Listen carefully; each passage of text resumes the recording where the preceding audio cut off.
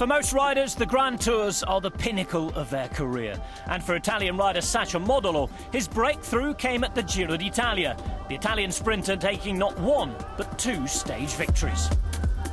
Every year I try to take a small step up. I started by winning normal races. Last year I started to win Pro Tour races. And this year I started to win stages in the Grand Tours. So I try to improve every year.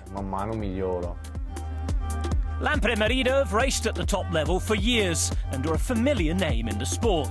But they weren't particularly fancied to pick up results at the Giro. It was really nice, because I wouldn't say they were looking down on us, but we started out as underdogs, or at least not one of the big favourites, because we didn't have any big names. But then Diego and I won a stage, and so did Palance. And as a result of those big finishes, Lampre made a big impression at this Giro. Success arrived early in the race. Slovenian youngster Jan Polance won the first mountain stage, staying clear in the early breakaway and riding to his first ever professional victory. And he's taken it! There it is! Super job! I remember Palance's stage win was a bit of a surprise and opened up lots of possibilities for the team. In Genoa, I made a slight mistake on the sprint and touched wheels with inCycle. We still hadn't won a stage yet, so when he finally did, it took a lot of pressure off us, and it all kicked on from there.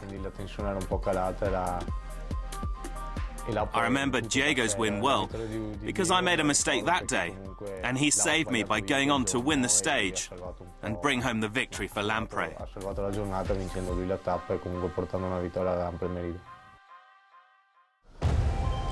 After 2 wins in 3 days, Lampre were on a roll, and it would soon be Modolo's turn. Stage 13, his first Grand Tour win. Well, it changed my life a little. Now I'm quite popular in my hometown. When I travelled back home from the Dauphiné to Milan, and I was stopped by the controllers, not for doing something wrong, but for being Sacha Modolo, then I knew things had changed. The Giro, for an Italian, you know it means a lot.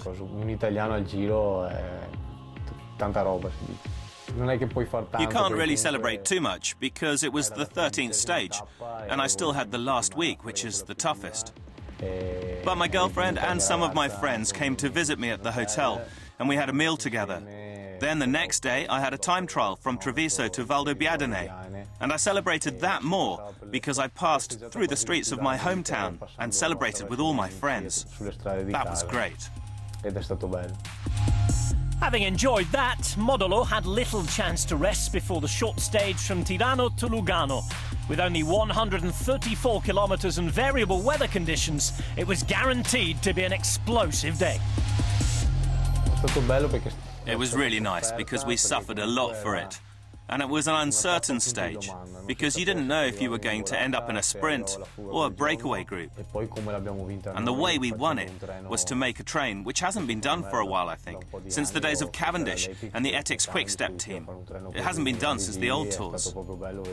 I think a move like that is lovely to see, like a work of art, and it was good that we were able to complete it.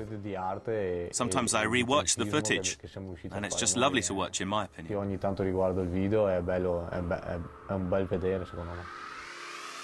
Strong riders need strong teams to support their ambitions. The squad worked well for Modolo in May, and that's something he now wants to build on. Obviously, what a sprinter like myself needs to do next is plan ahead and create a good system within the team.